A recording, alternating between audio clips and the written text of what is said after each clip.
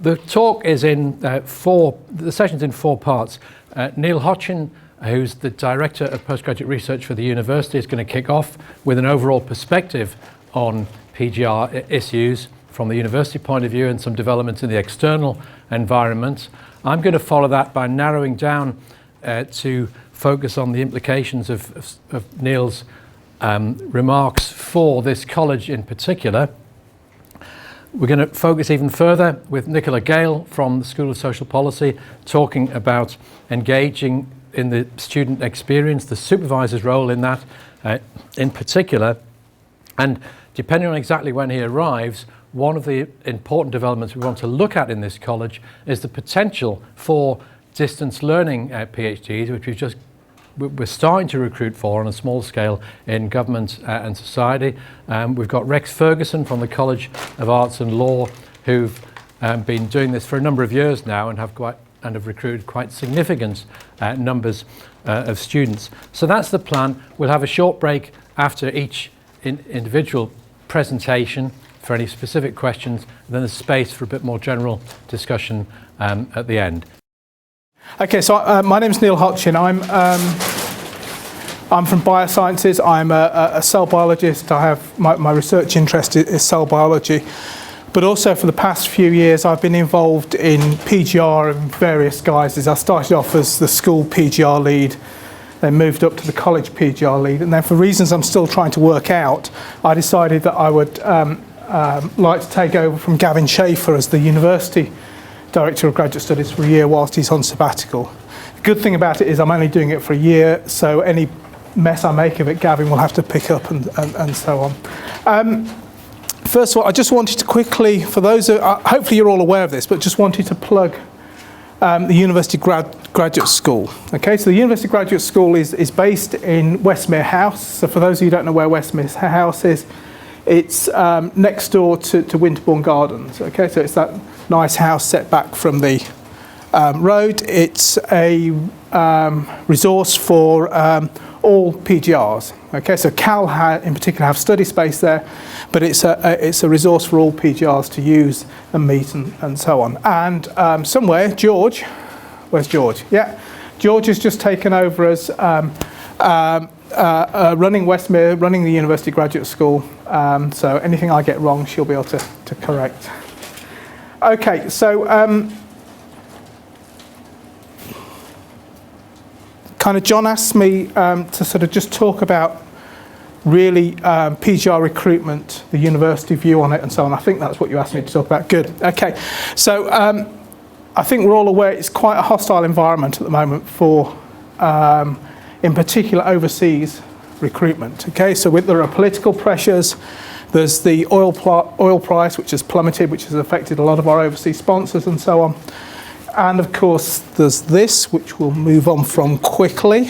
But actually, overall, despite all of these pressures, overseas, and I'm not solely going to talk about overseas PGR, but it is an issue for us. Overseas PGR recruitment has increased both overall and in the Russell Group over the past 5 to 6 years. We've seen this steady increase.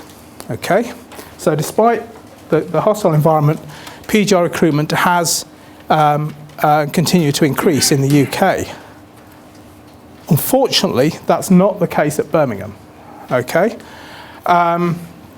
so for the past 3 years, and I think last year's data will look pretty much the same, recruitment has more or less stayed stable. In fact, if anything, has fallen slightly. Okay, so in terms of our student population, overall student population, we've got the 3rd largest student population in the Russell Group, but only 8% of those are PGRs, and this compares to, say, Cambridge Imperial, where they've got figures in the 20s in terms of PGR recruitment. And this ranks as if you're into this sort of thing at the bottom end of the Russell Group in terms of recruitment. Okay, so there's a general feeling that the university is not performing as well as it could in terms of PGR recruitment, and this is a statement I heard the Vice-Chancellor make, which is that PGR recruitment has to improve and is a major priority for the university. Okay, so it's something that's very much on the agenda. The university is doing well in other areas, undergraduate recruitment, etc. PGR is one area where we need to look at maybe. Okay, so partly because of this, the university set up a review of research, admissions, communications, marketing, etc. that was headed by Tim Softly. And one of the things they did was just look at a whole, as these groups do, is look at a whole load of data to kind of inform the review. I'm not going to go through the data, and I'm certainly not going to point out where COS is on these various graphs, etc. But we looked at kind of number of students per FTE throughout the university. We looked at the application process, how long it took to process applications, to turn around applications. It's reasonably clear, hopefully, that the quicker you can turn around an application, the more likely you are to attract that student to your institution. And we looked at rejection. Okay, why are we rejecting some students? Obviously, for many there are good reasons, but are there instances where we're rejecting students where we shouldn't be, and so on. So we looked at a whole load of metrics. Sorry, this does, I'm afraid, highlight COS, but we also looked at, but it's not really making any particular point, but we looked at how we're marketing our PhD opportunities. How effectively are we using findaphd.com? Are we using it appropriately, and so on. And a snapshot, and you can see the same picture in other colleges, suggests that we're not using it as effectively as we could do. So, in light of all these, and these were meetings that John was attending as well, the working group came up with a series of recommendations, things we might do to kind of help improve PGR recruitment. Okay, so there's no magic button that we can press that will suddenly double our numbers. That's not going to happen. So we have to kind of just get better at doing everything, I suppose.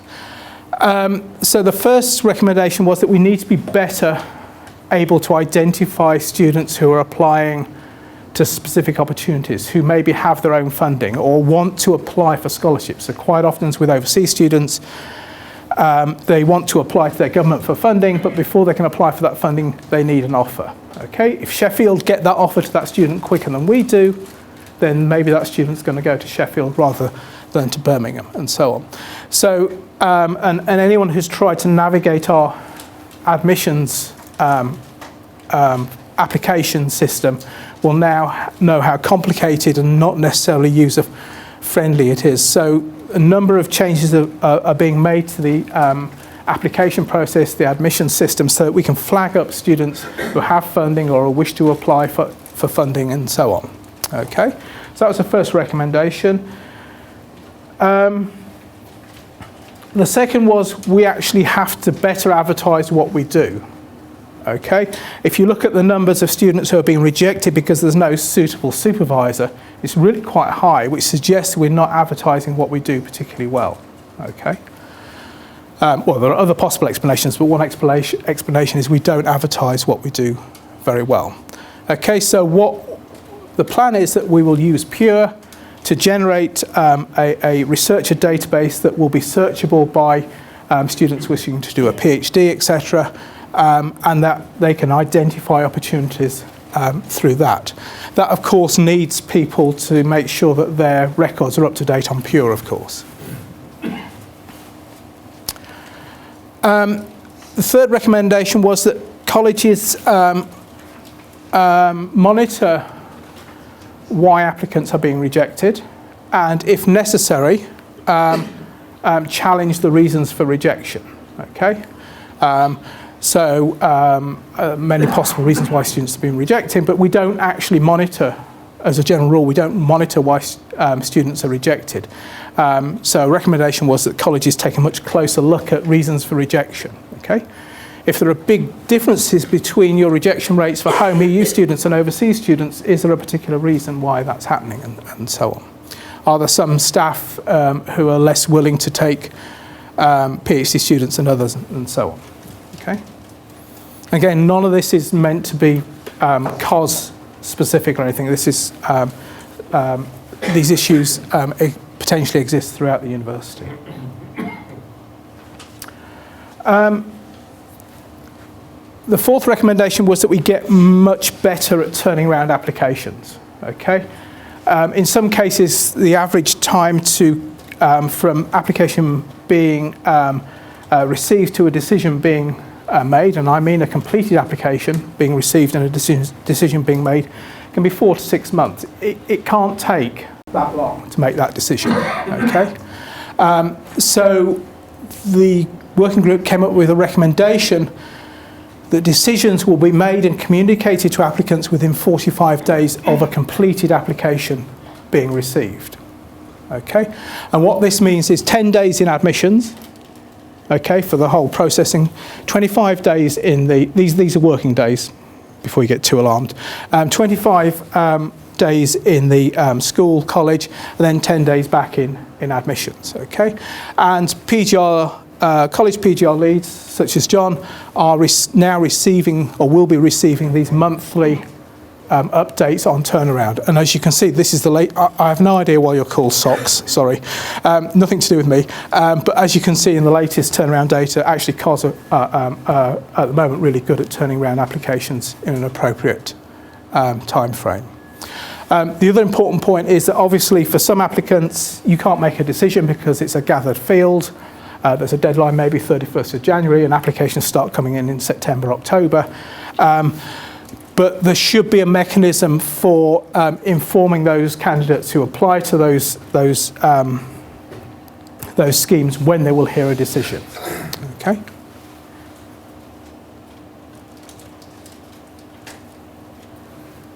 The fifth recommendation was related to the fact that colleges spend quite a bit of money on supporting PhD studentships, scholarships, etc. Overall, the university spends something like $8 million a year on PhD studentships. Okay, but there isn't a really clear overview of where that money's going. Some of it we know where it has to go to, match funding, ESRC, for example, but some of it there's no clear monitoring of where that money goes. So colleges are now going to be required each year to just report on how they spent their money to support PhD studentships. Okay.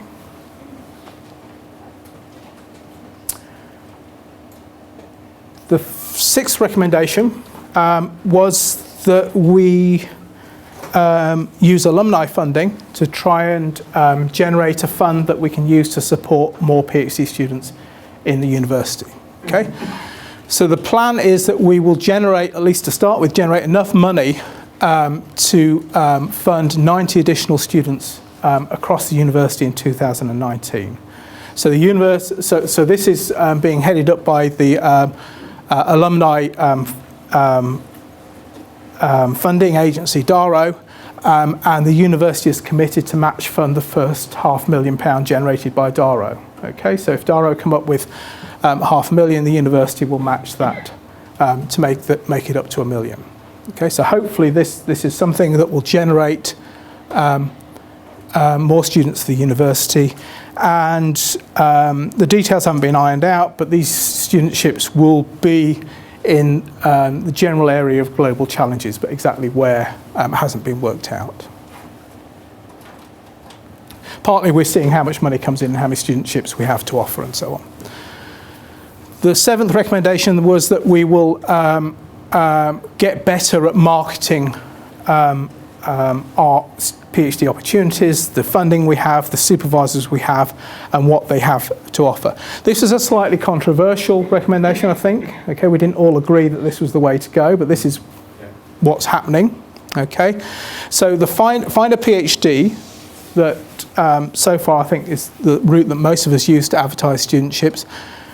We will be solely using it to advertise funded opportunities. So if you have an ESRC studentship, for example, or a BBSRC studentship, or you have industry funding for a studentship, whatever, that will be advertised through Find a PhD, and there will be a separate funding database, which will hopefully be driven by Pure, to attract self-funded students. So this will be how we will advertise if you're thinking of doing a PhD and you're able to self-fund, here are our supervisors, here's what they do, this is who you should approach if you want to do a PhD in this area.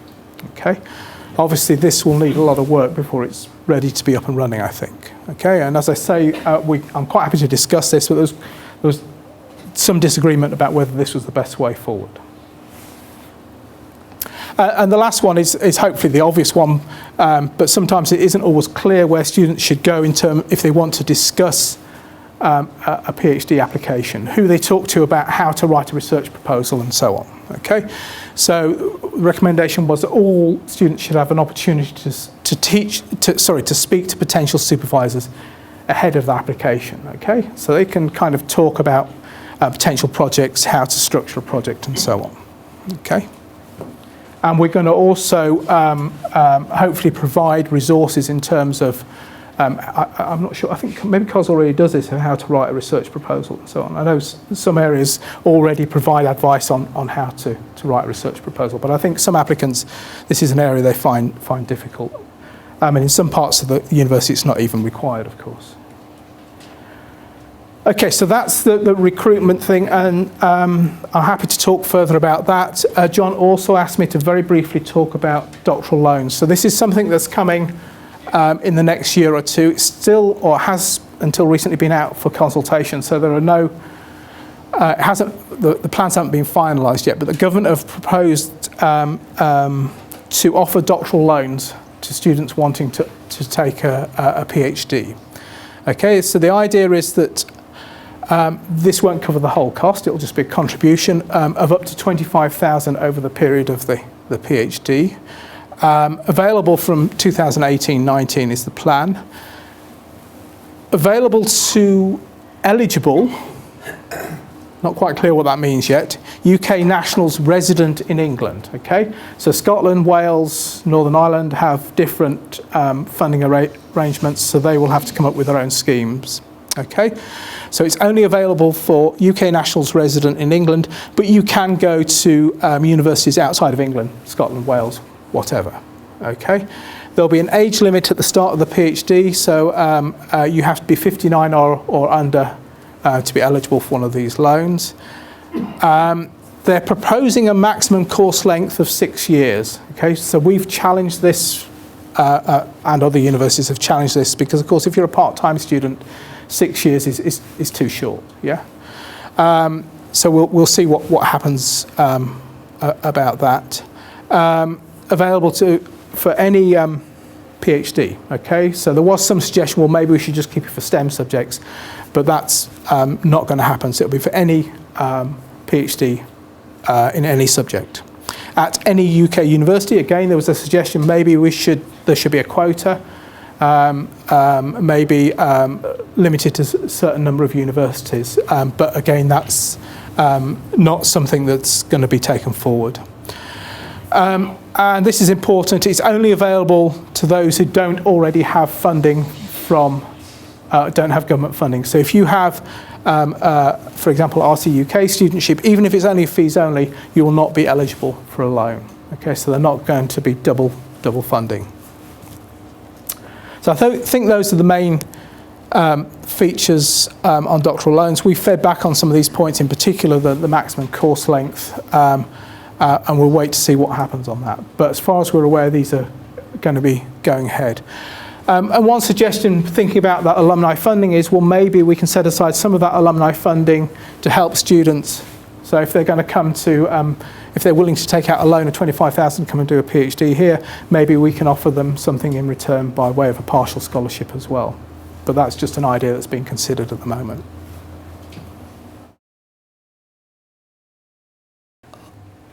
Where do we go from here?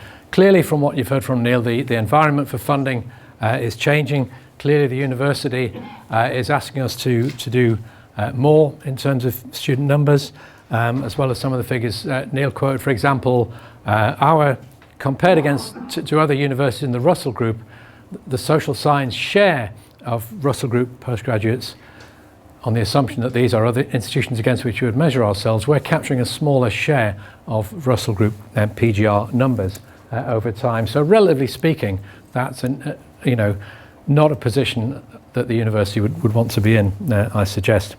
I think it's also the other thing about funding is that I think we'll need to look much more at a mixed economy, as Neil's hinted. It's probably a very long time ago that Social Science Research Council, as it was then, funding accounted for a big proportion of postgraduate research in these disciplines.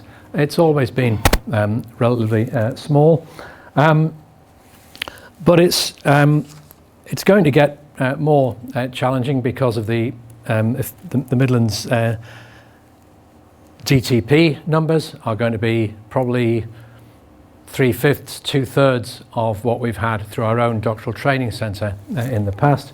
So we really are going to have to do more to market ourselves and to come up with mixes of funding that will attract students.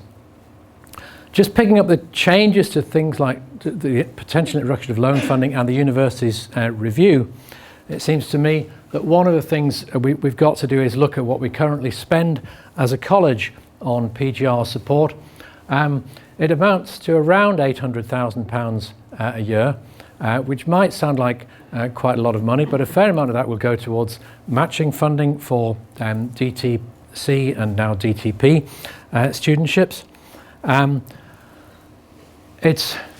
The allocations to schools, I think, are based on a fairly rough metric that's somewhat lost in the mist of history. But one of the things I want to try and look at is how well that money has been spent. If we're having a big fundraising campaign, I think donors are going to ask, well, what do you do with the money you've got internally?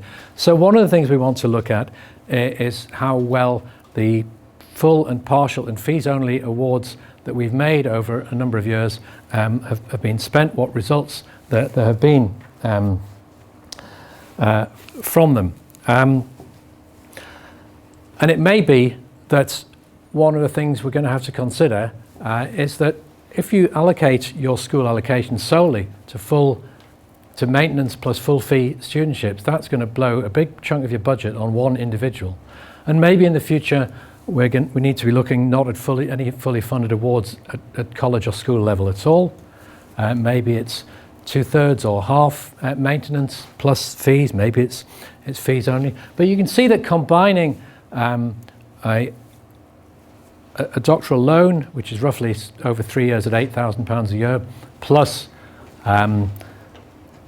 fees from the school, or even fees plus a bit of maintenance, will get a student a long way towards where they need to be in terms of funding. And we do get a significant number of students who are prepared to self-fund. There's certainly some I'm aware of in my own school that are partly funding themselves through the first couple of years, and I think that's not unusual. People try to then pick up other bits of funding.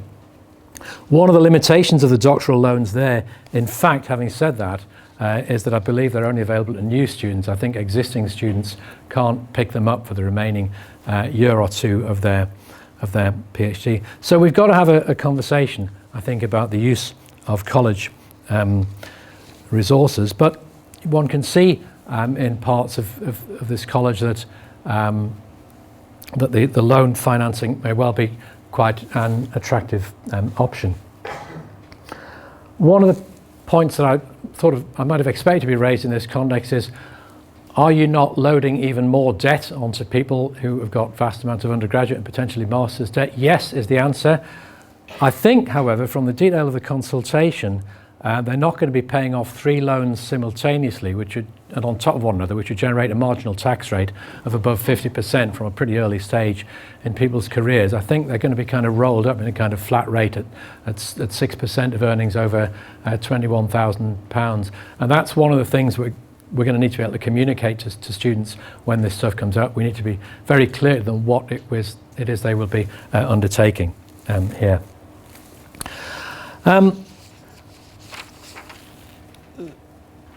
I'll say something about the Midlands DTP. Michael Hand apologises he couldn't be here this week. Michael is from the School of Education, is the Birmingham's lead on the Midlands DTP. I can't comment on India's comment about the DTP's decision in relation to overseas students. I wasn't involved in the process. It was before my time.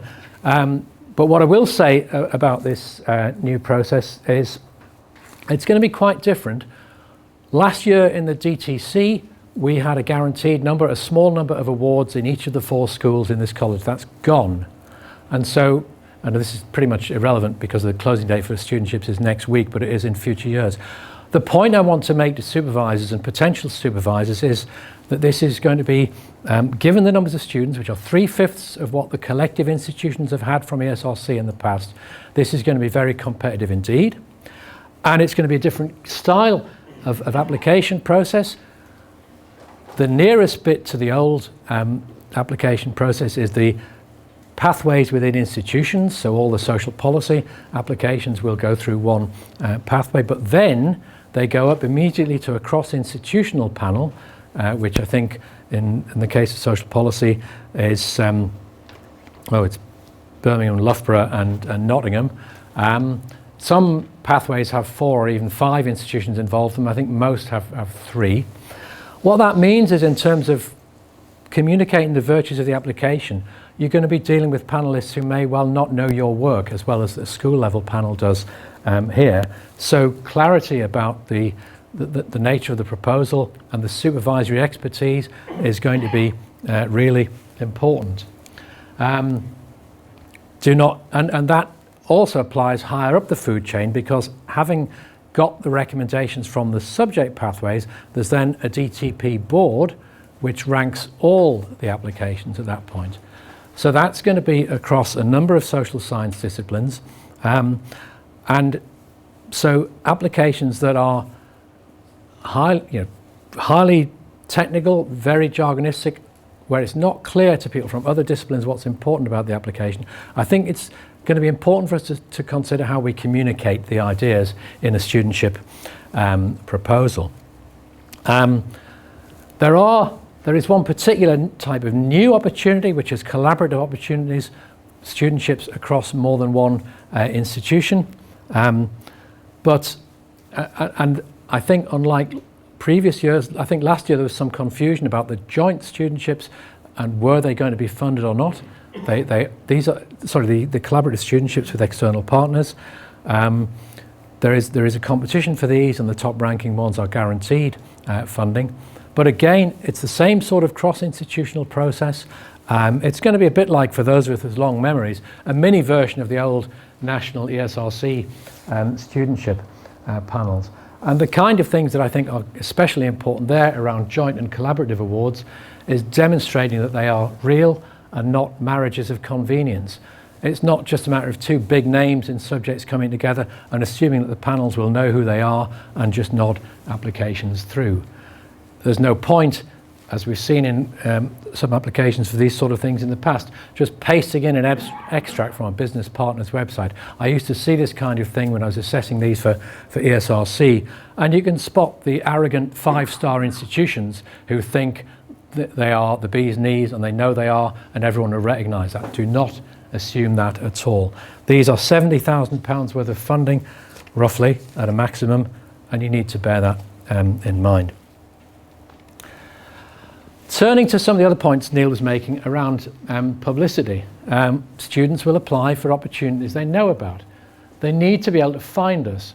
Elaborating on your point about find a PhD, in this college it gives you a very unbalanced picture, firstly of the potential opportunities that might be available and the potential supervisors who might be available, and secondly of the nature of topics. Students, we think, may read it as a list of the only things that can be done in a particular site, and they may read the topics as the only things that indicate what kind of research goes on there, which is why there's a logic to the supervisor database. The other argument in relation to find a PhD is whether or not potential students assume that these are funded opportunities or not, and I think it's really important that we're clear about which ones are and which ones aren't. So the Pure database, this is what it's going to look like. There will be a window on Pure. I would log into this, but at the moment, but it's a pretty simple thing.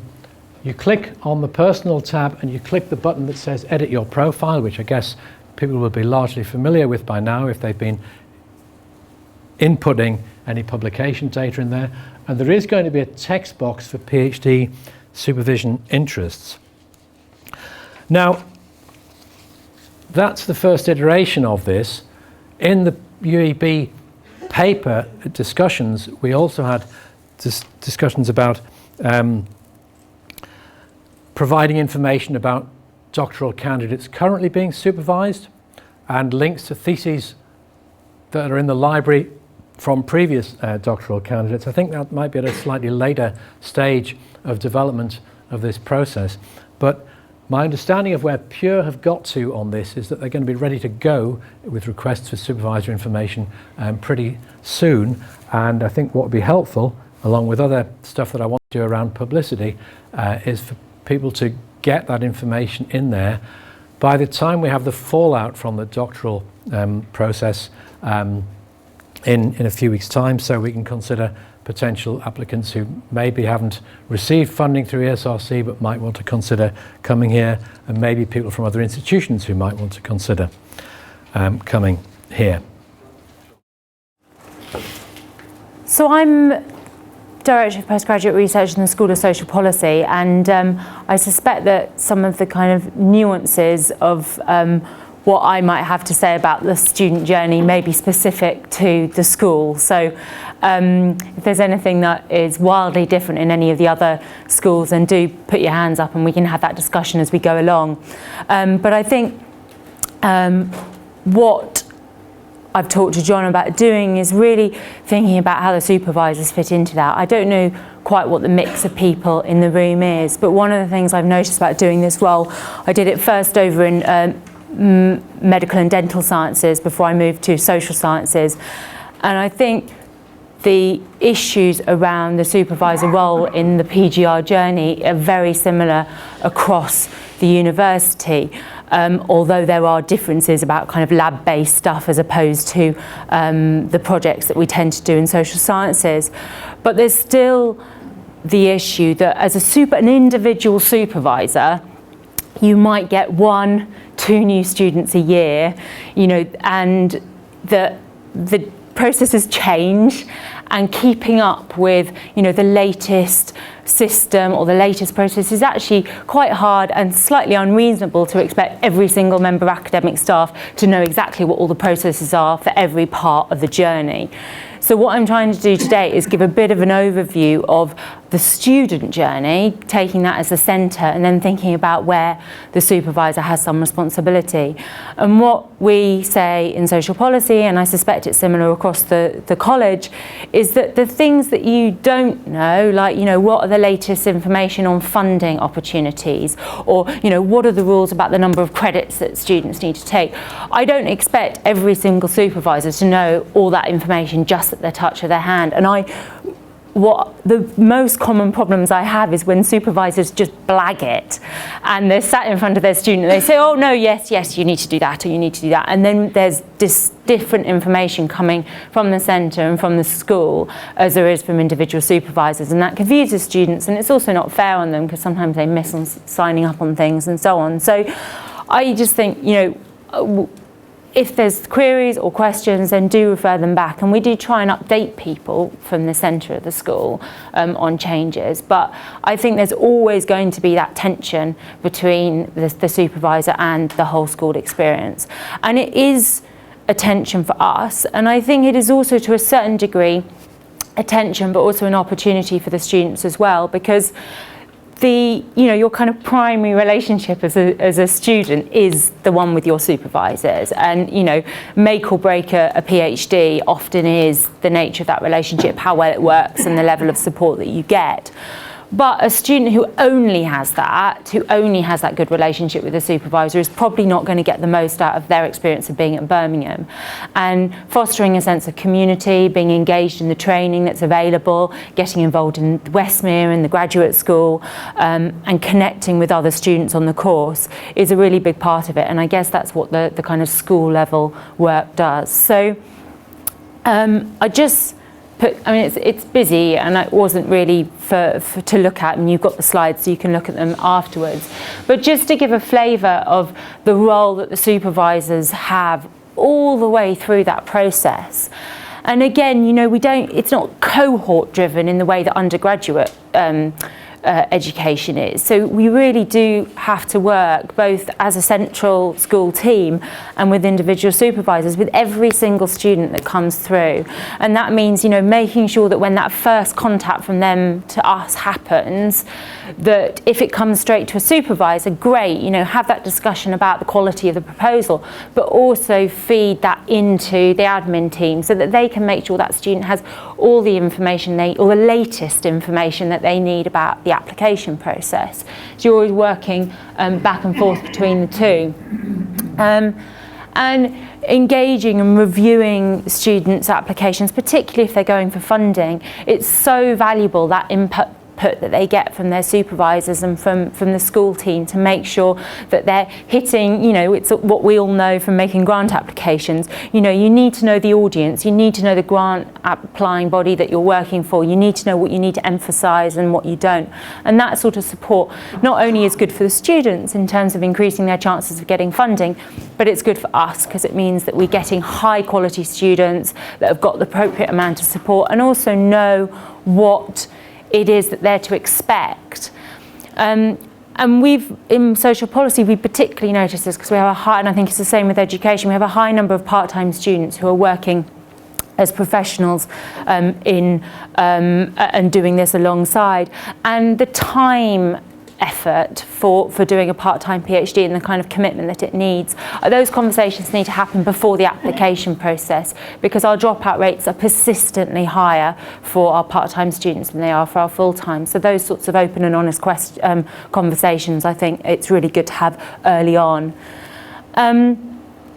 Induction, again, there's this sort of joint induction process. They get to know the supervisor, but there's also all the kind of school level induction.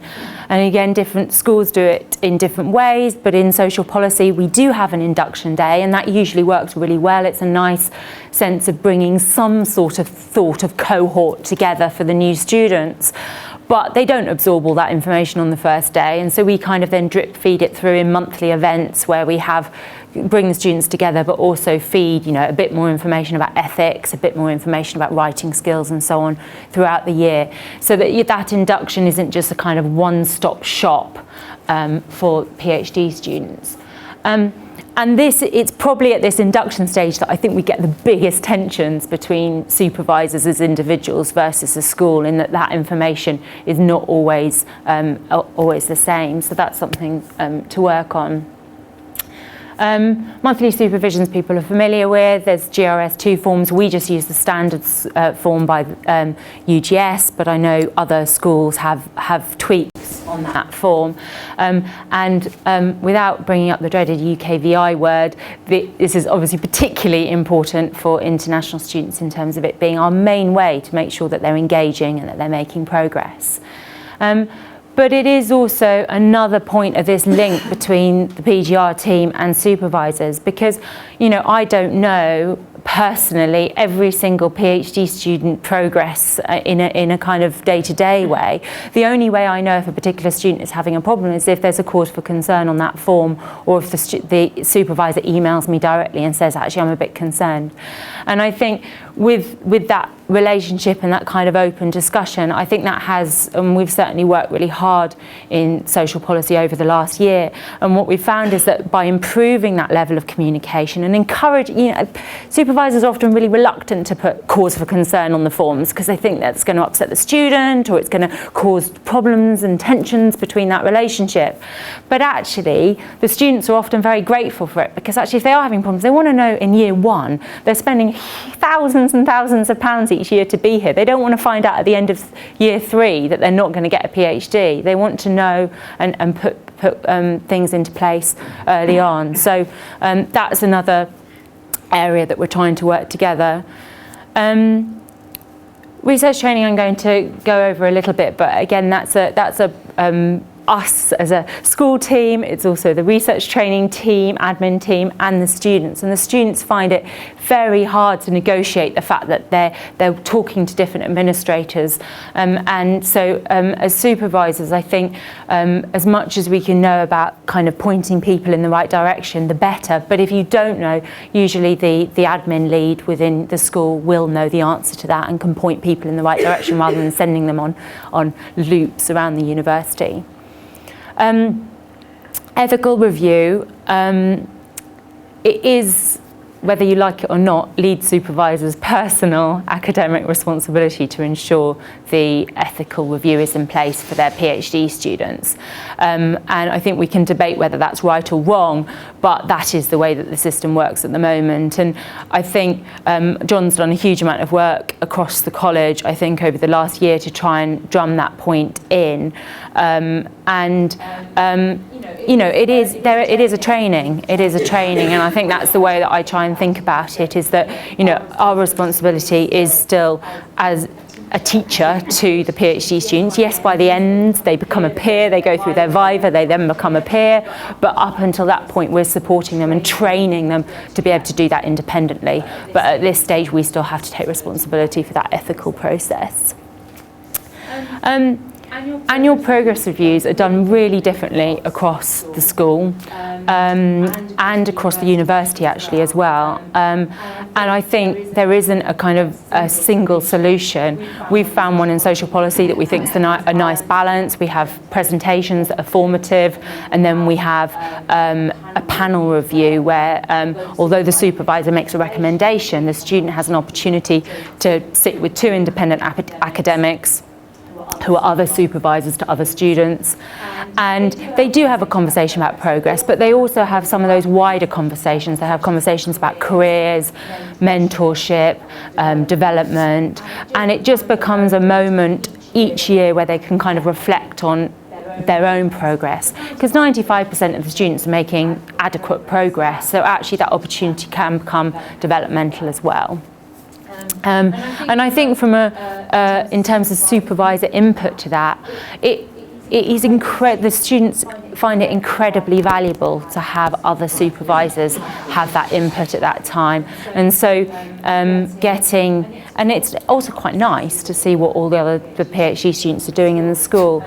So I think for us that week where we have our annual progress reviews is a real sense of bringing together the PGR community, and particularly bringing the part-timers who aren't often on campus, you know, bringing them physically into the building, getting them to hear about each other's research, and also having that opportunity for that one-to-one support with other members of staff within the school.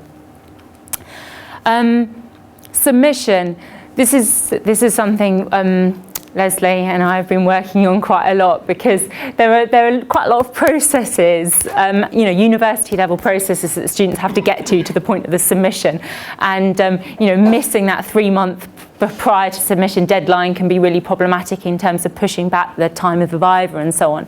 So we do a little bit to kind of remind students that are coming up to that end point, but ultimately it's the supervisor's responsibility to remind the student as they're coming up to submission, they need to be starting to think about putting in that intention to submit form, having those open and honest discussions about how you might think about getting an external examiner and an internal one as well. And although ultimately it's the supervisor's decision to choose a examiner, that things go wrong when that doesn't become a conversation with the student, and the student, you know, a week before they submit finds out that the supervisor's chosen this person and they haven't got any references for that particular academic in their PhD or so on. And I think it can help in those final months of writing as well to know who your audience is, who you're writing for, and to have that as a open discussion. Again, the viva is another space where supervisors get involved in other students, not just their own students, but students across the school, by taking on roles as chair and internal examiner. And again, it's quite a kind of positive way in which students feel, and if it works well, they feel part of the broader PhD community and the school as well.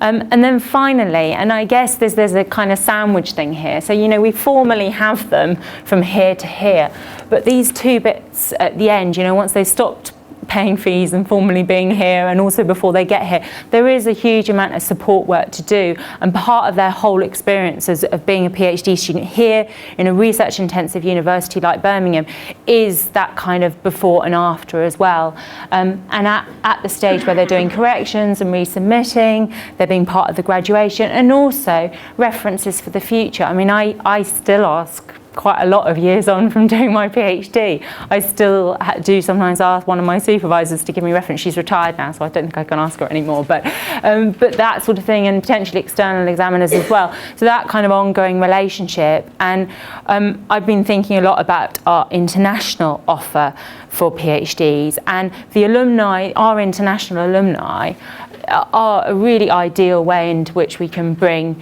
new students in, and if they've had a really positive experience and we keep in touch with them as time goes on, then that can be good. And I also often invite our alumni back to our monthly PGR events, so that our alumni are coming back and having that opportunity to teach and engage with the students going forward as well.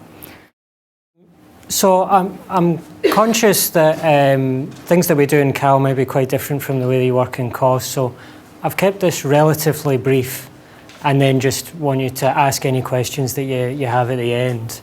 So to begin with then, I thought I'd give you a sense of how long we've been doing the distance learning programme and how successful it's been so far. So it's been up and running since September 2012, and we currently have 163 registered DL students. You can see there's a split of almost, vast majority of them being PhD students. Probably worth saying at this point that the standard model for doing a PhD in the arts is an independently developed and devised project by the student that's proposed to a supervisor and then accepted or otherwise. And it's that model of PhD that the distance learning programme's really getting at. It's not at models which are about maybe supervisor or group-led projects that you then look for a candidate for. It's the independently worked out project by the student that they're after. It attracts quite a lot of part-time students. A lot of the students that we have are in jobs elsewhere. In fact, a lot of them are already academics from other nation states that are looking for a PhD to advance their career. A lot of them are in other forms of education, but it does attract a lot of those. In terms of the breakdown from where they come from, there's an incredible variety here. We have students from all over the globe. We do have a lot from the UK and EU. On that point, when we initially set it up, we allowed distance learning students to be residents of the UK. And sometimes that still is appropriate where they live a real distance away. But we've come to the conclusion actually that that doesn't work so well, that students within the UK should really just be on a campus-based programme because they can visit the campus reasonably easily. There's nowhere that far away from Birmingham. So those numbers are going to reduce the number that we have from the UK. The biggest cohort that we have though are from the US. And in talking to those students when they visit, I find that the reason that they want to do a distance learning programme with us is, well, firstly because we're one of the few universities worldwide that are actually doing it. Secondly, for a lot of students, it's a much more efficient way of doing a PhD for a lot of US students, because the US model for an arts-based PhD is a long number of years of study. It also usually involves taught elements at the beginning and usually involves some teaching in a department. We offer the model that it's your own project that you've proposed, 3 years full-time or 6 years part-time, and you're done. That's the model. So we actually have a lot coming from that from that part of the world. Every school in the college has a good number of distance learning students. The lowest number is in law, where we have 17. The highest number is in philosophy, theology, and religion, and especially theology. There's a lot of theologians doing the DL program. As I say, I'm going to just go around the kind of bare bones of how it works, because I know that there might be very different ideas of or senses of how a PhD works in the room. Basically, the model that we have is that for us, it's exactly the same as doing a normal PhD, a standard campus-based PhD. But the only difference for us is that we're utilising technology to carry out those face-to-face meetings that are part of doing a PhD. So the supervisions are still monthly, still one-to-one supervision with your supervisor or supervisory team, but we do them by Skype. Similarly, our progress review meetings, and in Cal, these are, some work is submitted, is read by readers, and then there's a panel meeting takes place around about May, June time. Again, for distance learners, those meetings take place by Skype. When we are at the point of accepting students onto the program, the one extra thing that we need to ensure is that they have the kind of support around them to be able to complete. That means things like access to a good library nearby. Albeit they'll have access to all our electronic resources, there will become points when they'll need physical items, so access to that is very important. And any other useful kind of societies, organisations around them that they can use. That's really the one extra thing that we stipulate, and we have a checklist that has to be completed to make sure that happens. The fee structure is, their fees are the same as a campus-based student, but they get extras on top. The extras that they get are visits to the campus. So for a full-time PhD student, they'll visit the campus for induction, and then at the start of every year of their study. We have residentials in September and January. Students can come at other times, but those are the recommended times that we want them to come. So they're expected to come to these residentials for every full-time year of study, and then we pay their expenses for all that, then we also pay their expenses for them to come here for their Viva. So the Viva is face-to-face. And then I just wanted to give you a sense of the type of things that we do at those residentials. So this is an amalgamated list. These don't all happen at one single residential, because we split things up between things that they'll do in their induction, and then after a year, after 2 years, and so on. But we've expanded this quite a lot over the years, and we've tried to incorporate.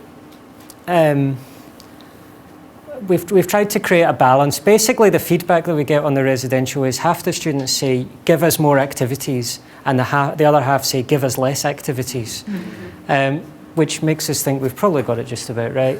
We basically have a series of events that are about research training, are about the use of the library, about careers advice, talks on publishing, on going to conferences. As we get later on in their degree programme, we have talks and sessions about preparing for their Viva and so on. So all the kinds of things you would expect to see in there.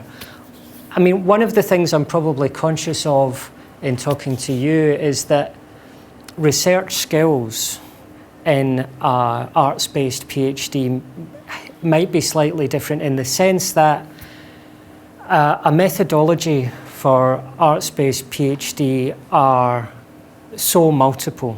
There's such a huge number of possible methodologies across our college that we never run any sessions or have any skills training that's to do with any kind of one specific way of approaching a method for your PhD, because there's too many.